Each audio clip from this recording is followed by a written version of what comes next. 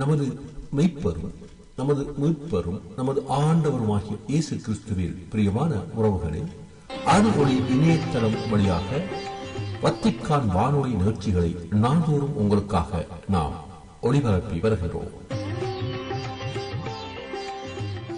அருள்ஒளி இணையதளத்திற்காக தொகுத்து வழங்குபவர் உங்கள் அன்பிற்கினிய பேசால் தாஸ்.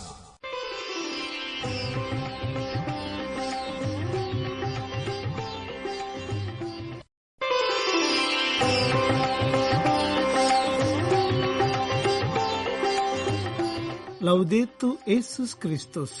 இயேசு கிறிஸ்துவுக்கு புகழ். தமிழ் கூறும் நல்லுலகில் வாழும் அனைத்து அன்புள்ளங்களுக்கும் வத்திக்கான் வானொலியின் வணக்கம்.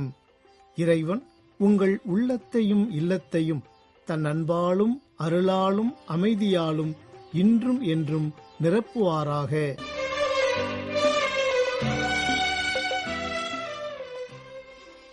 அன்பு நேயர்களே, வத்திக்கான் வானொலி இன்று உங்களுக்கு வழங்கவிருப்பவை தடம் தந்த தகைமை, அன்னை ஓர் அதிசயம் மற்றும் செய்திகள்.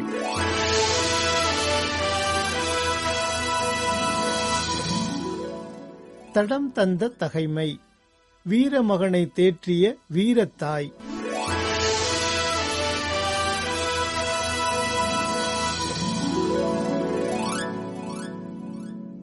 அக்காலத்தில் தாம் இகழப்படுவதாக அந்தியோக்கு நினைத்தான். அந்த தாயின் கூற்றில் ஏளனம் இருப்பதாக ஐயுற்றான். எல்லாருக்கும் இளைய சகோதரர் இன்னும் உயிரோடு இருக்க கண்டு, உன் மூதாதையரின் பழக்க வழக்கங்களை நீ கைவிட்டு விட்டால் உன்னை செல்வனாகவும் பிறர் அழுக்காறு கொள்ளும் வகையில் உயர்ந்தவனாகவும் ஆக்குவதோடு என் நண்பனாகவும் ஏற்றுக்கொண்டு உனக்கு உயர் பதவி வழங்குவேன் என்று சொன்னது மட்டுமன்றி உறுதியும் கூறி ஆணையிட்டான். அவ்விளைஞர் மன்னனின் சொற்களுக்கு சிறிதும் செவிசாய்க்காததால் அவருடைய தாயை அவன் தன்னிடம் அழைத்து அந்த இளைஞர் தம்மையே காத்து கொள்ளும்படி அறிவுரை கூறுமாறு வேண்டினான். மன்னன் அவரை மிகவும் வேண்டிக் கொண்டதனால் அந்த தாய் தம் மகனை இணங்க வைக்க இசைந்தார். ஆனால் அந்த கொடுங்கோலனை ஏளனம் செய்தவராய் அவர் தம் மகன் பக்கம் குனிந்தவாறு தம் தாய்மொழியில், மகனே, என் மீது இரக்கம் கொள். 9 மாதம் உன்னை என் வயிற்றில் சுமந்தேன். 3 ஆண்டு உனக்கு பாலூட்டி வளர்த்தேன். இந்த வயது வரை உன்னை பேணி காத்து வந்துள்ளேன். குழந்தாய், உன்னை நான் வேண்டுவது விண்ணையும் மண்ணையும் பார். அவற்றில் உள்ள அனைத்தையும் உற்று நோக்கு. கடவுள் இவை அனைத்தையும் ஏற்கனவே இருந்தவற்றிலிருந்து உண்டாக்கவில்லை. இவ்வாறே மனித இனமும் தோன்றிற்று என்பதை அறிந்து கொள்வாய். இக்கொலைஞனுக்கு அஞ்சாதே, ஆனால் நீ உன் சகோதரர்களுக்கு ஏற்றவன் என மெய்ப்பித்து காட்டு. இறைவனின் இரக்கத்தால் உன் சகோதரர்களோடு உன்னையும் நான் திரும்ப பெற்றுக்கொள்ளும்படி இப்போது சாவை ஏற்றுக்கொள் என்று சொல்லி ஊக்கமூட்டினார்.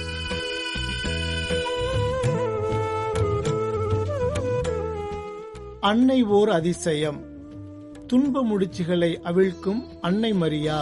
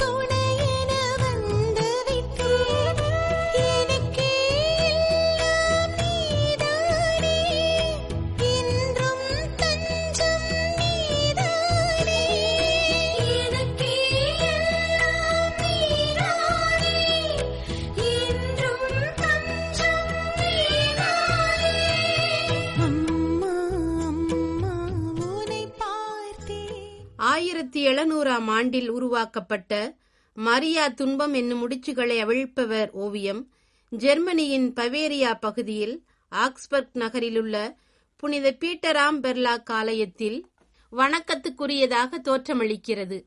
1985 அருட்தந்தையாக விளங்கிய திருத்தந்தை பிரான்சிஸ் இத்தேவாலயத்திற்கு வருகை தந்த பின்னர் துன்ப முடிச்சுகள் அவிழ்க்கும் மரியன்னை பக்தி அவரின் சொந்த நாடான அர்ஜென்டினா உட்பட தென் அமெரிக்க நாடுகளில் வெகு வேகமாக பரவிற்று. 2001 கர்தினாலாக நியமிக்கப்பட்ட அவர் 2005 திருத்தந்தை 16 பெனடிக்ட் பொறுப்பேற்ற போது துன்ப முடிச்சுகள் அவிழ்க்கும் அன்னையின் திருவுருவ படத்தை திருப்பலியின் ரசக்கிண்ணத்தில் வடித்து பரிசாக அளித்தார். அன்னை மரியா விண்ணுக்கும் மண்ணுக்கும் இடையே மாட்சியோடு காட்சியளிக்கிறார். தூய ஆவியார் புறாவடிவில் அன்னையின் மீது நிழலாடுகிறார். தூய ஆவியினால் கருவுற்ற இறைமகனை ஈன்றெடுத்த இறைவனின் தாய் என்னும் அருள் நிறைந்த நிலையை இக்காட்சி உணர்த்துகிறது. அன்னை அணிந்திருக்கும் ஆடைகள் அவரை இப்புவியின் அரசியாக சித்தரிக்கின்றது. 12 திருத்தூதர்களுக்கும் தலைமை திருத்தூதர் தாமே என்பதன் அடையாளமாக தலையில் 12 விண்மீன்களை அடையாளமாக கொண்டிருக்கிறார். வானோர்களின் அரசி என்பதன் அடையாளமாக வானதூதர்கள் அவரை சூழ்ந்து நிற்கிறார்கள். பாம்பு வடிவில் இருக்கும் நெருக்கமான பல முடிச்சுகளை உடைய கயிறு ஒன்றை தமது கையில் வைத்திருக்கின்றார். வானதூதர் ஒருவர் சிக்கலான பல முடிச்சுகள் கொண்ட நமது வாழ்வை அன்னையிடம் ஒப்படைக்க அதை மரியா தமது பொறுமை முழுமையான அர்ப்பணிப்பின் மூலம் நம் வாழ்வின் சிக்கல்களை அவிழ்த்து சிக்கலில்லாத மென்மையான கயிறாக மற்றொரு வானதூதரிடம் கையளிக்கின்றார்.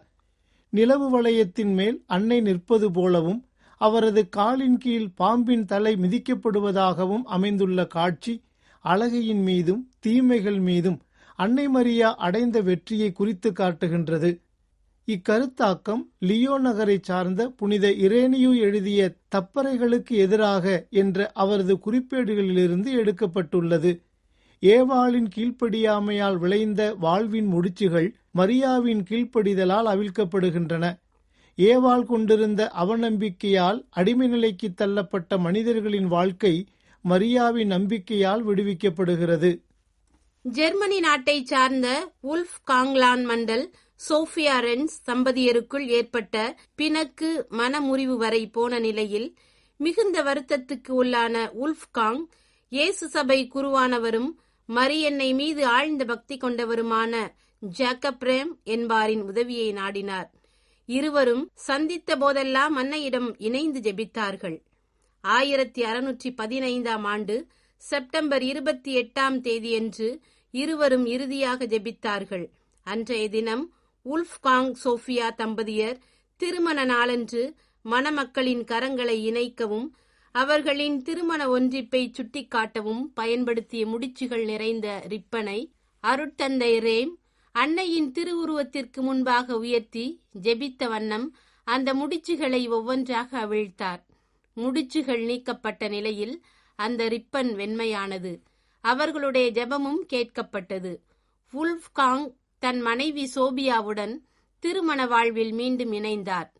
தம்பதியர் வாழ்வில் நிகழவிருந்த கசப்பான ஆபத்து மறைந்து போனது. சில ஆண்டுகள் கழித்து அவர்கள் பேரன் அம்புரோசியஸ் குருவாக மாறினார். அவர் தம்முடைய தாத்தா பாட்டி நினைவாக ஜெர்மனியில் ஆக்ஸ்பர்க் நகரில் இருந்த புனித பீட்டராம் பெர்லாக் ஆலயத்திற்கு ஒரு பீடம் உபயம் வழங்கினார். அப்பீடம் அன்னை மரியா தங்கள் குடும்பத்திற்கு செய்த அற்புதத்தை நினைவூட்ட வேண்டும் என்று விளைந்தார். உல்ஃப்காங் சோஃபியா தம்பதியர் வாழ்வில் தந்தை ரேம் அவர்களின் துணையில் அன்னை மரியா நிகழ்த்திய அற்புதத்தை ஓவியமாக வரைவதற்கு யோகன் ஜார்ஜ் மெல்கியோர் ஸ்மித்னர் பணிக்கப்பட்டார். யோகன் ஜார்ஜ் கைவண்ணத்தில் உருவானதுதான் துன்ப முடிச்சுகளை அவிழ்க்கும் அன்னை மரியா ஓவியம். 1700 இந்த ஓவியம் புனித பீட்டராம் பெர்லாக் ஆலயத்தில் நிறுவப்பட்டது.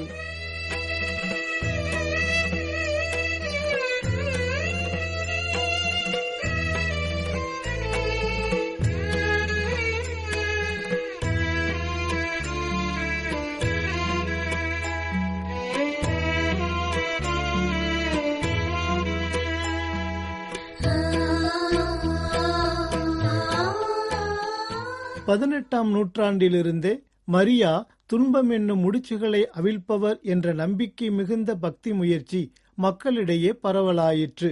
அர்ஜென்டினா, பிரேசில் போன்ற நாடுகளில் அன்னைக்கு பல ஆலயங்கள் நிறுவப்பட்டுள்ளன. நவநாள் பக்தி முயற்சிகளும் திருப்பயணங்களும் மேற்கொள்ளப்பட்டு வருகின்றன. 2013ஆம் ஆண்டு மே 31ஆம் தேதி அன்று திருத்தந்தை பிரான்சிஸ் அவர்கள் வத்திக்கான் தோட்டத்தில் துன்ப முடிச்சுகள் அவிழ்க்கும் அன்னையின் ஓவிய தோற்றத்திற்கு முடிசூட்டினார். திருமண வாழ்வில் ஏற்படக்கூடிய பல்வேறு சிக்கல்களை, துன்ப முடிச்சுகளை அன்னையிடம் ஒப்படைத்து அவற்றை அவிழ்க்கவும், அதன் வழியாக குடும்ப வாழ்வில் அமைதியும் ஒற்றுமையும் பெருகவும் வரம் வேண்டி தம்பதியர் மன்றாடுகிறார்கள். சோதனைகள், வேதனைகள், பாவங்கள், இடர்கள், வியாகுலங்கள், பயங்கள், பலவீனங்கள் போன்ற பல்வேறு துன்ப முடிச்சுகளை அவிழ்த்து நாம் தேடும் பாதுகாப்பு, விடுதலை, மீட்பு, ஆறுதல், திடம், உடல் நலம், மனவலிமை போன்ற வரங்களை அன்னை மரியா இறைவனிடமிருந்து பெற்றுத் தருகிறார் என்பது உறுதி. செங்கல்பட்டு மறைமாவட்டம் தாழம்பூர் இறைமக்கள் தங்கள் பகுதியில் ஒரு தேவாலயம் எழுப்பப்பட இடம் வேண்டும் என்ற நீண்டகால கோரிக்கையை ஏற்று ஊர் பஞ்சாயத்து தலைவர் திரு தேவசித்தம் அவர்கள் ஆலயம் அமைத்திட சிறிய நிலம் வழங்கினார். அருட்தந்தை ஜார்ஜ் விக்டர் அவர்களின் முயற்சியால் தாழம்பூரில் துன்ப முடிச்சுகள் அவிழ்க்கும் அன்னைக்கு ஆலயம் எழுப்பப்பட்டு 13/7/2014 அன்று செங்கல்பட்டு மறைமாவட்ட ஆயர் மேதகு நீதிநாதன் ஆண்டகை அவர்களால் அர்ச்சிக்கப்பட்டு திறந்து வைக்கப்பட்டது. ஆசியா கண்டத்திலேயே துன்ப முடிச்சுகள் அவிழ்க்கும் அன்னைக்கு தாழம்பூரில்தான் முதல் ஆலயம் அமைந்துள்ளது என்பது குறிப்பிடத்தக்கது.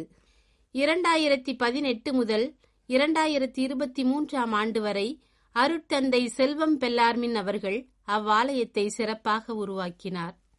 அன்பர்களே, அன்னை மரியாவை நோக்கி ஒரு சிறிய ஜெபத்துடன் இன்றைய நாள் நிகழ்வை நாம் நிறைவு செய்வோம். கன்னி மரியே, அழகு அன்பு தாயே, மன்றாடும் குழந்தையை ஒருபோதும் புறக்கணியாத அன்னையே, உமது திரு இதயத்திலிருந்து பெருக்கெடுத்து வழியும் அன்பினாலும் முடிவில்லாத இரக்கத்தினாலும் குழந்தைகள் எமக்காய் அயராது உழைக்கும் திருக்கரங்கள் கொண்ட திருவே, உமது கருணை பார்வையை எம்மீது திருப்பி எமது வாழ்வை திணற வைக்கும் முடிச்சுகளை கண்ணோக்கியறலும். எமது துன்பம், வலி, செயலிழக்கச் செய்யும் துன்ப முடிச்சுகள் அனைத்தையும் நீர் அறிவீர். எங்கள் வாழ்க்கை என்னும் நூலில் விழும் முடிச்சுகளை அவிழ்க்க கடவுளிடமிருந்து பொறுப்பு பெற்ற தாயே, உமது திருக்கரங்களில் எமது வாழ்வை ஒப்படைக்கின்றோம். உமது இரக்கப் பெருக்கை ஒருபோதும் ஒருவரும் நிறுத்த முடியாதென்றும், உம்மால் அவிழ்க்க முடியாத முடிச்சு உலகில் ஒன்றுமில்லை என்றும் நம்புகின்றோம். வல்லமையின் தாயே, ஆண்டவர் இயேசுவிடம் பரிந்து பேசும் உமது பலத்தினால் எம்மை வாட்டி வதைக்கும் இந்த சிக்கலான முடிச்சுகளை உமது தூய திருக்கரங்களில் பெற்றுக்கொள்ளும். தந்தையாம் கடவுளின் உன்னத மகிமை வெளிப்படும்படி எமது துன்ப முடிச்சுகளை இப்போதும் என்றென்றைக்கும் அவிழ்த்து போடும். எமக்கு ஆறுதல் வழங்க கடவுளால் அருளப்பட்டவர் நீர். எமது பலவீனத்தில் எமது வலிமை நீரே. உம் திருமகன் இயேசுவிடமிருந்து என்னை பிரிக்கும் சக்திகளை அழிப்பவரும் நீரே. அம்மா, எமக்கு பதில் தாரும். எம்மை பாதுகாத்தருளும். எம்மை வழிநடத்தி காப்பாற்றும். ஏனெனில் நீரே என் உறுதியான அடைக்கலம். உம்மீது என் நம்பிக்கையை வைக்கின்றேன். ஆமென்.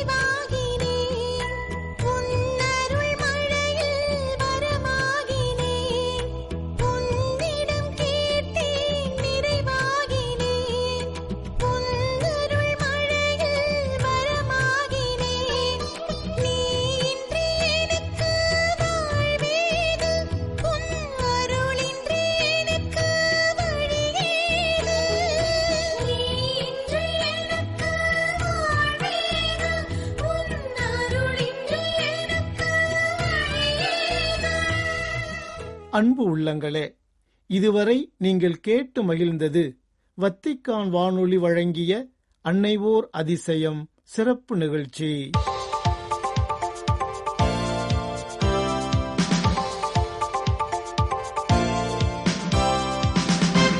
செய்திகள். செயற்கை நுண்ணறிவு யுகத்தில் சிறார்களின் மாண்பை பாதுகாக்கும் கொள்கைகளை வடிவமைத்து செயல்படுத்த வேண்டிய பொறுப்பு நாடுகளின் அரசுகளுக்கும் பன்னாட்டு அமைப்புகளுக்கும் உள்ளது என்று கூறினார் திருத்தந்தை 14ஆம் லியோ. செயற்கை நுண்ணறிவு யுகத்தில் குழந்தைகள் மற்றும் இளம் பருவத்தினரின் மாண்பு என்ற தலைப்பில் இடம்பெறும் மாநாடு ஒன்றின் பங்கேற்பாளர்களுக்கு வழங்கியுள்ள உரை ஒன்றில் இவ்வாறு மொழிந்தார் திருத்தந்தை.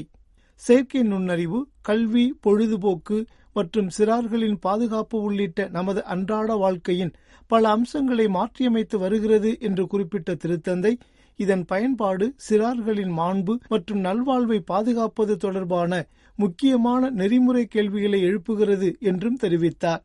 குழந்தைகள் மற்றும் இளம் பருவத்தினர், குறிப்பாக அவர்களின் முடிவுகள் மற்றும் விருப்பங்களை பாதிக்கக்கூடிய செயற்கை நுண்ணறிவு வழிமுறைகள் மூலம் தவறாக பயன்படுத்தப்படும் நிலைக்கு ஆளாக நேரிடும் என்றும் எச்சரித்தார்.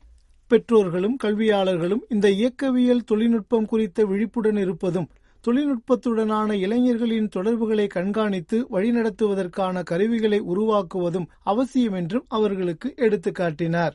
மேலும் கல்வி, நெறிமுறை மற்றும் பொறுப்பான அணுகுமுறையை மேற்கொள்வதன் வழியாக மட்டுமே குழந்தைகள் மற்றும் இளம் பருவத்தினரின் வளர்ச்சி மற்றும் மேம்பாட்டில் செயற்கை நுண்ணறிவு ஒரு துணைவனாக செயல்படுகிறது, அச்சுறுத்தலாக அல்ல என்பதை உறுதி செய்ய முடியும் என்று கூறி தனது உரையை நிறைவு செய்தார் திருத்தந்தை.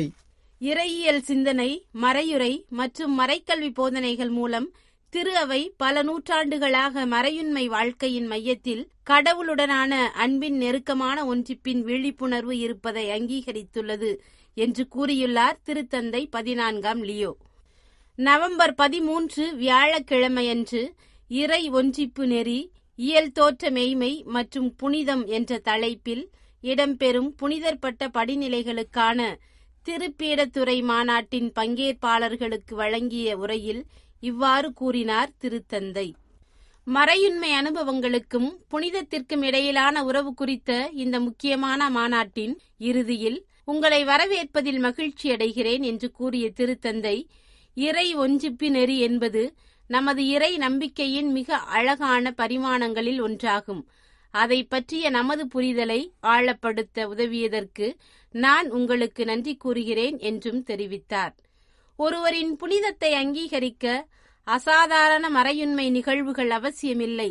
ஆனால் மிக முக்கியமானது திருவிவிலியத்திலும் பாரம்பரியத்திலும் வெளிப்படுத்தப்பட்டுள்ளபடி கடவுளின் விருப்பத்திற்கு இணங்குவதாகும் என்று விளக்கினார் திருத்தந்தை. புனிதர் பட்டத்திற்கான ஆட்களை ஆய்வு செய்வதில் கடவுளுடனான ஆழமான ஒன்றிப்பின் வெளிப்பாடான அவர்களின் வீரத்துவ பண்புகள் மற்றும் புனிதத்துவத்திற்கான நற்பெயரில் நாம் கவனம் செலுத்துகிறோம். ஆகவே இத்துறையில் பணிபுரியும் நீங்கள் புனிதர்களை பின்பற்றி இந்த உன்னத பணியை தொடரவும் திரு அவையின் வாழ்க்கைக்கு பங்களிக்கவும் அழைக்கப்படுகிறீர்கள் என்றும் கூறினார்.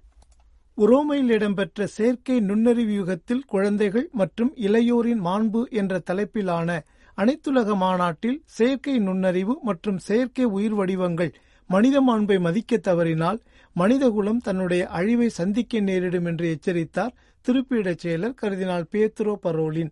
செயற்கை நுண்ணறிவின் அதீத முன்னேற்றங்களால் எழும் இருத்தலியல் மற்றும் தார்மீக சவால்களை எடுத்துக்காட்டி தொழில்நுட்பத்தை மனித முன்னேற்றத்தை நோக்கி நடத்த பல்வகைப்பட்ட மற்றும் பல்கலாச்சார ஒத்துழைப்பு அவசியம் என்றும் அவர் வலியுறுத்தினார். திருத்தந்தை பிரான்சிஸ் அவர்களின் 2017ஆம் ஆண்டு உரையை நினைவுகூர்ந்த கர்தினால் பியேத்ரோ பரோலின் அவர்கள், தொழில்நுட்பமானது நலம் தரக்கூடிய அதிக மனிதநேயம் கொண்ட மற்றும் ஒருங்கிணைந்த முன்னேற்றத்தை நோக்கியே இயக்கப்பட வேண்டும் என்று பங்கேற்பாளர்களிடம் நினைவூட்டினார். நவம்பர் 10 இத்திங்கட்கிழமையன்று புதுடெல்லியில் உள்ள வரலாற்று சிறப்புமிக்க செங்கோட்டைக்கு அருகில் நிகழ்ந்த கார் குண்டுவெடித்த சம்பவத்துடன் தொடர்புடைய பல சந்தேக நபர்களை இந்திய காவல்துறை காஷ்மீரில் கைது செய்துள்ளதற்கு இந்திய ஆயர் பேரவை வரவேற்றுள்ளதாக யூகான் செய்தி நிறுவனம் தெரிவித்துள்ளது. இந்திய கத்தோலிக்க ஆயர் பேரவை உயிரிழந்தவர்களுக்கும் காயமடைந்தவர்களுக்கும் ஆழ்ந்த இரங்கலை தெரிவித்ததுடன் மக்களை விழித்திருந்து இறைவேண்டல் செய்யுமாறு வலியுறுத்தியுள்ளது என்பதையும் அந்நிறுவனம் எடுத்துக்காட்டியுள்ளது. நாம் அனைவரும் அனைத்து மக்களின் பாதுகாப்பையும் நல்வாழ்வையும் உறுதிப்படுத்த ஒத்துழைப்போம் என்றும் இந்திய ஆயர் பேரவை கூறியதை சுட்டிக்காட்டியுள்ளது அச்செய்தி நிறுவனம். இத்துடன் வத்திக்கான் வானொலியின் தமிழ் ஒலிபரப்பு நிறைவு பெறுகின்றது. உங்கள் செவிமடுத்தலுக்கு நன்றி. வணக்கம். வணக்கம்.